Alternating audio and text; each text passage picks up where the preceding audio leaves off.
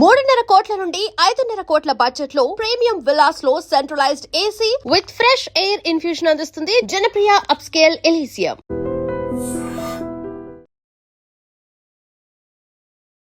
నమస్కారం, welcome to I dream. ధర్మ మార్గం విత్ విజిత కార్యక్రమానికి స్వాగతం.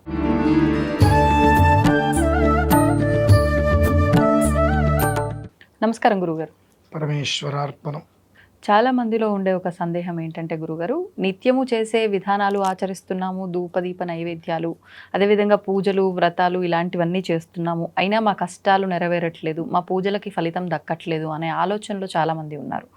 ఎందుకని ఇలా జరుగుతుందంటారు? అసలు ఎందుకు జరగాలి? ఎందుకు జరగకూడదు? అంటే మనం చేసేవన్నీ మంచి పనులు అయితే మనకు జరిగేదంతా మంచి అవుతుంది. మనం చేసేవన్నీ మంచి పనులు కాదు కదండి.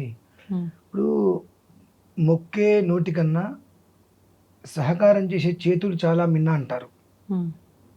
సహకారం చేసేటువంటి వ్యక్తులను ఏమో పక్కన పడేస్తాం. మనం ఏదో ఒకటి రకరకాలుగా మొక్కేస్తూ ఉంటాం. ఇప్పుడు మిమ్మల్ని ఎదురుగుండా కూర్చోబెట్టి అక్కడ భోజనం పెట్టి తినద్దు అంటే ఎలా ఉంటుంది? ఇబ్బందిగా ఉంటుంది.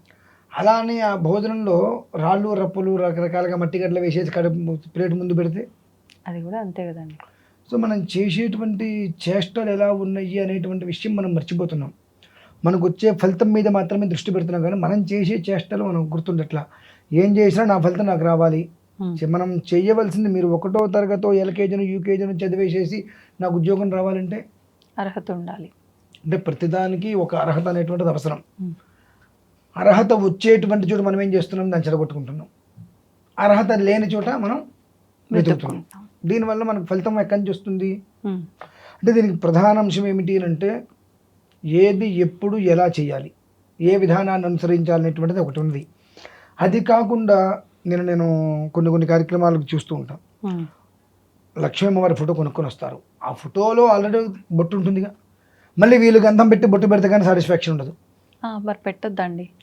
అంటే లోపల ఉంది బొట్టు కదా, అదే నేను అంటున్నా. లోపల ఉన్నది బొట్టు కాదు, నీ మనసులో ఉంది కాబట్టి నువ్వు మళ్ళీ పెట్టాల్సిందే అని చూస్తున్నావు. ఒక శ్లోకం ఇచ్చి ఈ శ్లోకం కొన్ని రోజులు చేయండి అని అంట, వెంటనే ఏమని అడుగుతారు మీరు? నియమాలు ఏమైనా పాటించాలండి అంట. ఇంకేమంటామండి? ముందు అడిగేది ఎన్ని రోజులు చేయాలి అంటారు. మరి కరెక్టే కదా, ఎప్పటి వరకు చేయాలి, ఎన్ని రోజులు చేయాలండి అంటే అక్కడ ఎన్ని రోజులు చేయాలనేటువంటి దాంట్లో ఎప్పుడు ఆపాలనే కదా అర్థం. అంటే ఎప్పుడూ కూడా వ్యవహారికానికి వైదికానికి తేడా ఉంటుంది. ఓకే, వైదికంలో ఎన్ని రోజులు చేయాలండి అంటే ఎప్పుడు ఆపాలని అర్థం. ఎల్కేజీలకు జాయిన్ చేశారు, మీరు ఎప్పుడు ఆపుతారు చదువు? అంటే ఎల్కేజీ కొద్ది రోజుల వరకే ఉంటుంది కదండి. చదువు ఎప్పుడు ఆపుతారు? ఒక వ్యవస్థ అయిపోయిన తర్వాత కూడా ఇంకో ఏదో ప్రయత్నాలు చేస్తుంటారు జాబ్ వచ్చే వరకు కూడా. నా చదువు అయిపోయింది కదా, నేను ఇంట్లో కూర్చుంటే జాబ్ రాదుగా, దేని ప్రయత్నాలు దానికి ఉంటాయి. అలాగే ఒక శ్లోకం మనం చదవాలి అన్నప్పుడు కర్మ ప్రారంభం తొలగించుకునే వరకు చదవాలి. అది ఎంతకాలం పడుతుంది? అది ఎలా తెలుస్తుందండి? ఆయన 2 పొట్టేళ్ళు ఉంటాయి, గొర్రెలు అంటారు వాటిని, మేకల్లాగా. అవి ఒకదానికొకటి గుద్దుకుంటూ ఉంటాయి, ఇట్లా రక్తం వచ్చేంత వరకు ఫైట్ చేస్తాయి. ఒకదాని తలకాయ పగిలిపోయినా ఇంకోటి వచ్చి ఫైట్ చేస్తుంది, ఇంకొకటి పూర్తిగా కింద పడిపోవాలి, చనిపోతే ఇంకొకటి ఆగుతుంది. అలానే మనం ఒక శ్లోకం చదువుతున్నప్పుడు ఎదురుకుండా కర్మ అనేటువంటి పొట్టేలు ఉంది, ఏదైనా పొట్టేలుతో సమానమైన కర్మ ఉంది, దాంతో పోటీగా మనం చదవగలవాలి. అది యుద్ధం చేస్తుంది మన మీదకి. దాన్ని కింద పడేసేంత వరకు మనం నిలకడగా ఈ ఒక విధానాన్ని అనుసరించాలి అనేటువంటి స్థితి ఉండాలి. అది ఉందా మనకు? లేదు. తెల్లవారుజామున 5:30 స్నానం చేసి ఇల్లు ఊడ్చుకొని దీపారాధన చేసుకుంటే సగం దరిద్రాలు పోతాయి అంటాం. లేస్తారండి ఎవరైనా? లేవరు. ఒకవేళ ఇంట్లో ఆడవాళ్ళు ఎవరైనా తెల్లవారుజామున లేచి ఏదైనా పూజ చేసుకుంటప్పుడు ఆ భర్త నిద్ర లేచి వచ్చి నాకు కాస్త కాఫీ అంటే ఏమంటాం మనం? పూజలో ఉన్నాం అంటాం. ఇంత పూజ ఎవరి కోసం చేస్తున్నాం మనం? అతను బాగుంటేనే కదా మనం చేసేది, కుటుంబం వృద్ధి చెందేది. నేను పూజ చేస్తున్నాగా, వినిపించట్లేదా కనిపించట్లేదా అని విసుకుంటాం. ఇక నీకు ఆ పూజ ఫలితం ఎందుకు వస్తుంది? అట్లానే పూజ మధ్యలోంచి వచ్చి అసలు అక్కడ అర్హత ఎక్కడి వరకు ఉంది? ఇక్కడ ఇవాళ మనం పూజ చేస్తున్నాము అని అంటే ఆ పూజకి అర్హత మనకి ఎక్కడి నుంచి వచ్చింది? 1 తండ్రి నుంచి, 2 భర్త నుంచి. ఈ ఇద్దరు అంటే తండ్రి ద్వారా మనం వచ్చాం, తల్లిదండ్రుల నుంచి వచ్చాం, భర్త దగ్గర అందుబాటులో మనం ఉన్నాం. తల్లికి తండ్రికి మనం ఏదైనా పూజ చేసుకుంటే, ఇప్పుడు తల్లి తండ్రి ఏదైనా అడిగినప్పుడు నేను పూజ చేసుకుంటా సైకిల్ చేస్తాం. తత్సబ్రహ్మార్పణ వస్తూ నీ తల్లికి తండ్రికి నువ్వు చేసుకో, భగవంతుడు చీకర్ర సంతోషపడతాడు. వివాహం అయిన తర్వాత భర్తకి నువ్వు చూసుకో, భగవంతుడు నేను సంతోషపెడతాడు. కాకుండా నేను చేస్తున్నావు నువ్వు ఆ పని చూసుకో ఈ పని చూసుకో అన్నప్పుడు ఇక మనకు ఫలితం ఎందుకు వస్తుంది?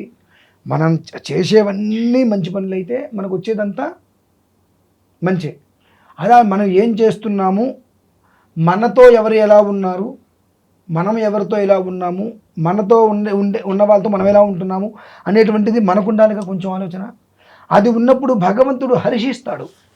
భగవంతుడు హర్షిస్తాడు. అది లేకపోతే భగవంతుడు ఎందుకు హర్షిస్తాడు? ఇక్కడ ఒక గొప్ప కథ ఉందండి.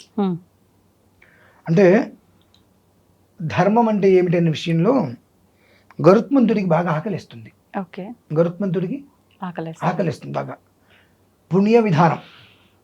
ఆకలిస్తే వాళ్ళ అమ్మతో, అమ్మ నాకు బాగా ఆకలిస్తుంది, మరి నన్ను ఏం చేయమంటావు, నాకు ఇక్కడేమీ సరిపోవట్లేదు ఇదంతా అంటే, నువ్వు దేశంలో మీ దేశం మీదకి వెళ్ళు, ఎక్కడైనా ఫలానా ప్రాంతంలో అడవి ప్రాంతంలో చాలామంది రాక్షసులు ఉంటారు, వాళ్ళందరినీ నువ్వు మింగేసి ఆకలి తీర్చుకో. సరే అమ్మ. వెళ్తుంటే మళ్ళీ తిరిగి పిలిచి, నాన్న చెప్పమ్మా, నీకు అక్కడ వాళ్ళలో ఎవరి దగ్గరైనా ఒక బ్రాహ్మణుడిని కనుక నువ్వు మింగితే వెంటనే అతన్ని బయటకు వదిలే, వెంటనే అతన్ని బయటకు వదిలే. అదేంటమ్మా, నీకు తర్వాత చెప్తా ఆ విషయం, నువ్వు బయటకు వదిలే. బ్రాహ్మణ్ణి కనుక నేను మింగితే నాకు ఎలా తెలుస్తుంది? కంఠం దగ్గర దిగడ కిందకి, గొంతు దగ్గర దగ్గు వచ్చేసినట్టుగా గరగరాడిపోతూ గొంతు దగ్గర అక్కడే ఉంటాడు, వాడు బ్రాహ్మడిగా నువ్వు గుర్తించు, కిందకు వదిలేసి అంటారు. సరే అంటారు. ఒక గ్రామానికి వెళ్తాడు, ఉన్న వాళ్ళందరినీ మింగేస్తాడు. లాస్ట్ వాడు బ్రాహ్మడు, వాడు ఇక్కడ ఆగిపోతాడు, దగ్గుతూ ఉంటాడు. అయ్యా మీరెవరు? నేను బ్రాహ్మణోత్తముని. ఓకే, మీరు బయటకు వచ్చేసేయండి, మా అమ్మగారు చెప్పారు, బ్రాహ్మణ్ణి మింగవద్దని మా అమ్మగారు చెప్పారు, మీరు బయటకు వచ్చేసేయండి, నేను రాను, ఇక్కడే ఉంటా అంటాడు. కాదయ్యా మీరు బయటకు వచ్చేసిందంటే, నువ్వు మింగిన వాళ్ళల్లో నేను ఇష్టపడ్డ అమ్మాయి ఉంది, ఆ అమ్మాయిని కూడా నువ్వు బయటకు తీసుకుని వస్తే నేను బయటకు వచ్చేస్తా. ఈయన చివరి వారు అన్నారు, ఈయన చివరి వాడు, అందరినీ మింగేసింది, వదిలేసాడు అన్నారు కదా మిగతా వాళ్ళందరినీ. అందరూ గొంతులోకి వెళ్ళిపోయారు, ఈయన గొంతు దగ్గర ఆగిపోయాడు, లోపలికి వెళ్ళట్లా. వీళ్ళు చెప్పాడుగా బ్రాహ్మడు గొంతు దగ్గర అని చెప్పాడుగా, వాళ్ళు చెప్పింది వాళ్ళ అమ్మగారు, ఇక్కడే. కాదయ్యా నా కడుపుకి ఆకలి ఉంది, నేను ఆకలి తీర్చుకుంటున్నాను. కరెక్టేనయ్యా, నేనైతే బయటికి రాను. నేను బయటికి రావంటే నేను ఇష్టపడిన అమ్మాయి లోపల ఉంది, ఎవరి అమ్మాయికో ఫలానా, ఆ అమ్మాయిని కూడా నువ్వు బయటకు వదిలితే నేను బయటకు వదులుతా. అమ్మ నీకు దండం, అమ్మ నువ్వు కూడా బయటికి రా తల్లి అంటే, నేను బయటికి రాను. ఎందుకు? మా అమ్మ నాన్న లోపల ఉన్నారు, మా అమ్మ నాన్న లోపల ఉన్నారు, వాళ్ళని కూడా నువ్వు తీసుకుని వస్తే నేను బయటకు వస్తా, లేదంటే నేను బయటికి రాను. అయ్యా బ్రాహ్మణోత్తమానికి నమస్కారం, బయటికి రాను, నేను రాను. ఆ అమ్మాయిని వదిలి నేను ఉండను, నేను బయటికి రాను. కరెక్టే అని, ఆ అమ్మాయి రాక్షసి కదా, ఆ అమ్మాయి ఎవరైతే నాకెందుకు, నేను ఇష్టపడ్డ అమ్మాయి కాబట్టి ఆ అమ్మాయి లోపల ఉంది. ఆ అమ్మాయిని, ఆ అమ్మాయి తల్లిదండ్రులని వాళ్ళు ఏం చేస్తారు, రమ్మంటే నేను రాను. నా తమ్ముడు ఉన్నాడు, నా కొడుకులు ఉన్నారు, నా మేనల్లుళ్ళు ఉన్నారు, ఇట్లా మింగిన వాళ్ళందరూ బయటకు వచ్చేస్తారండి. గరుత్మంతుడు ఎవరినైతే మింగాడో మొత్తం అందరూ బయటకు వచ్చేసేస్తారు. అక్కడి నుంచి కూడా ప్రతి ఒక్క విధానంలో కూడా ఆయన ఇలా ఆచరించాలి అన్నప్పుడు ఆ విధానాన్ని ఆచరిస్తుంటే పరిపూర్ణమైన పుణ్యం ఇవన్నీ చేయటం వల్ల ఏర్పడింది. ఎందువల్ల అంటే మనము ఒక పూజ దగ్గరికి వెళ్ళినప్పుడు పంతులు గారు ఇలా చేయండి అమ్మా అంటారు, మనం ఏం చేస్తాం, మనకు వచ్చినట్టుగా చేస్తాం. ఆయన చెప్పింది మనం చేస్తామా? చెప్పండి ఒక మాట. చెప్పింది పొరపాటు కూడా మనం చెయ్యం. మనకు అక్కడ కూర్చున్న తర్వాత మనకు ఏదో తెలుసు, నాకు పెళ్ళయింది, 10 వరలక్ష్మి వ్రతాలు నేను చేశాను, నాకు తెలీదా? నేను 100 చేయించి ఉంటా. అవునా? నన్ను మీ ఇంటికి బ్రహ్మగా పిలిచినప్పుడు నేను చెప్పింది చేయటం ధర్మం. నేను చెప్పిన దాంట్లో దోషం ఉంటే ఆ దోషం నాకే వస్తుందండి, మీకు రాదు. ఎందువల్లనంటే మీకు తెలిసినా తెలియకపోయినా మన ఇంటికి ఒక బ్రాహ్మణ్ణి పిలిచాం, ఆయన్ని చెప్పినట్టు కనుక మనం చేస్తే పుణ్యం మనకు వస్తుంది ఖచ్చితంగా. ఆయన చెప్పింది కనుక దోషం అయితే ఆ దోషం ఆయనకే వెళ్తుంది. కాబట్టి అలా ఎంతమంది ఉంటున్నాం మనం? ఉండట్లేదు. అంటే మనం చేసేటువంటిది మాత్రం సరిగ్గా లేదు, అన్ని రకాల పుణ్యాలు మనకే రావాలంటే వస్తాయమ్మా. ఇప్పుడు మీరు అడిగారు చూసారు, ఏం చేస్తున్నా మనకు పుణ్యం రావట్లేదు అని. ఒక సత్యనారాయణ స్వామి వ్రతం చేస్తూ ఉంటారు ఒకళ్ళ ఇంట్లో, మనం చూడటానికి వెళ్తాం. చూడటానికి వెళ్ళిన వాళ్ళు మనం ఎలా ఉంటాం అక్కడ, మన ఇంట్లో ఒక ఆయన వచ్చి చేయిస్తారు, అది దృష్టిలో పెట్టుకొని నేనేంటి ఇలా చేస్తున్నాడు, మా ఇంట్లో అలా చేశారు, మా పంతులు గారు అలా చేశారు అనేటువంటి వచ్చేసేసి ఇక అక్కడ అనుమానాలు, ఈయన ఇట్లా చెప్తున్నారు అట్లా చెప్తున్నారని. ఆయన ఎలా చెప్పాడు అంటే విషయం పక్కన పెడితే, ఆయన మంచి చేస్తాడో చెడు చేస్తున్నాడో పక్కన పెడితే, నీకు ఏదైతే శంకతో నువ్వు ఒకటి ఆలోచిస్తున్నావో అంత పాపము నీకు ఏర్పడిపోతుంది. కాబట్టి అక్కడ మనం చూడటానికి వెళ్ళి కూడా మనం ఏం చేస్తున్నాం, పాపం తెచ్చుకొని బయటకు వస్తున్నాం. ఆ చేసుకున్న వ్యక్తి చేసిన వ్యక్తి బాగానే ఉన్నారు, చూసి మౌనంగా మనకేదో తీర్థప్రసాదం తీసుకొని బయటికి రాక దాని గురించి ఈ పువ్వు ఇట్లా పెట్టారు, ఈ అలంకారం ఇట్లా పెట్టారు, ఇది ఎందుకు చేశారటువంటి మాట్లాడుతున్నాం కదా. ఆ మాటలలో ఉండేటువంటి దోషాలని కూడా మనం మూట కట్టుకొని వస్తూ ఉంటాం. ఈ దోషం మన దగ్గర ఉంది, ఈ దోషం మన దగ్గర ఉంది. ఎంత పుణ్యం చేస్తే మాత్రం దోషం పోవాలండి? అదేంటండి పూజలు చేస్తే దోషాలు పోతాయి కదా. మనం పూజ ఏమని చేస్తున్నాం, ఏదో ఒక కోరికతో చేస్తున్నాం. నాకు ఇది కావాలి అది కావాలని, పట్టిన పీడ పోవాలి, దరిద్రం వదిలిపోవాలి అని మనం చేయట్లేదు కదా. మన దగ్గర నెగిటివ్ ఉంది. ఎన్ని పూజలు చేసినా ఆ నెగిటివ్ అనేటువంటిది దాన్ని డామినేట్ చేసుకుంటూ వస్తుంది. మన పూజ ఫలితం మనం తీసుకోలేకపోతున్నాం. సో మనం పూజ ఏమని చేయాలి, నాకున్నటువంటి నెగిటివ్ పోవాలి, నాకున్నటువంటి ఇబ్బంది తొలగిపోవాలని మనం పూజ చేయాలి. కానీ నాకు అది కావాలి ఇది కావాలి అన్నీ భగవంతుడు ఇస్తూనే ఉన్నాడు. కానీ మన దగ్గర నిప్పు ఉంది, నిప్పులో పడితే ఏదైనా ఏమవుతుంది, బూడిదైపోతుంది. మరి మనం చేస్తూనే ఉన్నాం, అంతా వచ్చి నిప్పుల్లో పడుతుంది, ఆ నిప్పు పెరుగుతుంది, మొత్తం బూడిదైపోతుంది. మనకు ఎంత చేసినా ఫలితం రావట్లేదు, ఇది వేస్ట్ అది వేస్ట్ అనుకుంటున్నాం. కానీ మనం చేయవలసింది ఏంటి, అక్కడ నాకున్నటువంటి సమస్య అది ఏదైనా కావచ్చు, ఆ సమస్య నాకు తొలగిపోవాలి. నేను ఈ సమస్యని నేను చెప్పలేను, అది ఏదైనా కావచ్చు సమస్య. బట్ నాకు సమస్య ఉంది, అది ఎన్ని రకాలుగా వస్తుందో నాకు తెలియట్లా.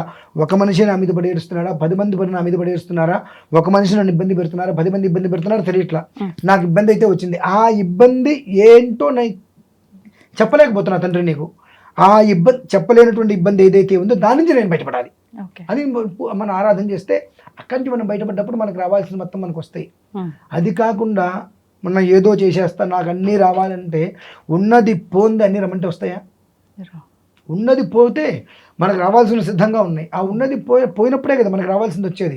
కాబట్టి మనకున్నటువంటి ఏదైతే కనుక నెగిటివ్ అనేటువంటిది ఉన్నదో దాన్ని మనం తీసి పడేస్తే భగవంతుడు చేయిస్తాడు, ఇట్లా పట్టుకుని నేను అక్కడ కూర్చోబెడతానని చెప్పి. మనమేమంటున్నాం, ఆ ఒక్కొక్క చుక్క తేనె పడుతుంది. మీకు లాస్ట్ టైం కథ చెప్పేది, కింద మొసలి, ఈ పక్కన పాము ఉంది, తేనెటీగలు కుడుతున్నాయి, కానీ నాలుగు బయట పెట్టంగానే ఒక్కొక్క చుక్క తేనె నాలుగు మీద పడుతుంది. ఆ ఒక్క క్షణం పాటు వచ్చేటువంటి ఆ ఆనందం కోసం అని చెప్పి అటు భగవంతుడు వచ్చి నీ చెయ్యి నాకు ఇవ్వరా, నేను నిన్ను మంచిగా తీసుకొని వస్తా అంటే, నా చెయ్యి నీకు ఇస్తా, నన్ను తీసుకెళ్తావు, నా హాస్పిటల్లో పడుకోబెడతావు, 15 రోజులు నాకు ట్రీట్మెంట్ చేస్తావు, అంత తర్వాత నేను బయటకు వస్తా. కానీ ఈ 15 రోజుల్లో ఈ ఒక్కొక్క చుక్క నా మీద ఆనందాన్ని కోల్పోతున్నాగా. అటువంటి విషయాన్ని పక్కన పెడితే సంపూర్ణమైనటువంటి ఆనందం భగవంతుడు ఇస్తారమ్మా. భగవంతుడు మనకు ఆనందం ఇవ్వలేక కాదు, మనం పుచ్చుకోలేకపోతున్నాం. ఆ పుచ్చుకునే అర్హతని మనం చేతులారా కోల్పోతున్నాం. కాబట్టి ఆ కోల్పోయేటువంటి దాన్ని మనం తెలుసుకొని ఏదైతే వదులుకోవాలో దాన్ని వదులుకొని, ఏదైతే పట్టుకోవాలో దాన్ని పట్టుకోగలిగితే మన జీవితం నందనవనము అంటారు. పచ్చకర్పూరం వలె సుగంధ పరిమళ ద్రవ్య సువాసనతో కూడిన మన జీవితం క్షేమంగా ఉంటుందమ్మా. అది తెలుసుకోవాలి. ధన్యవాదాలు గురుగారు. పరమేశ్వరార్పణం. And for more videos, please subscribe to iDream. Please subscribe to iDream. Please subscribe iDream. And please subscribe to iDream. For more videos, subscribe to iDream. please like, share and subscribe to the channel. Congratulations, iDream. Subscribe to iDream. Subscribe to iDream. So subscribe to iDream Media. iDream ki iDream team andarki huge congratulations. Please subscribe iDream Media. Please subscribe to iDream. Subscribe iDream. Please subscribe to iDream. iDream అంటే నా కళల ఛానల్ను subscribe చేసుకున్న నోరు తిరుగుతలేదు, మీరైతే గంట గుర్తు కొట్టండి. For more such videos, please subscribe to iDream. Subscribe to iDream. Please subscribe to iDream. Please subscribe iDream Media. Please do subscribe to iDream. Please subscribe to iDream Media. For best entertainment and information, please subscribe iDream. And don't forget to subscribe to iDream.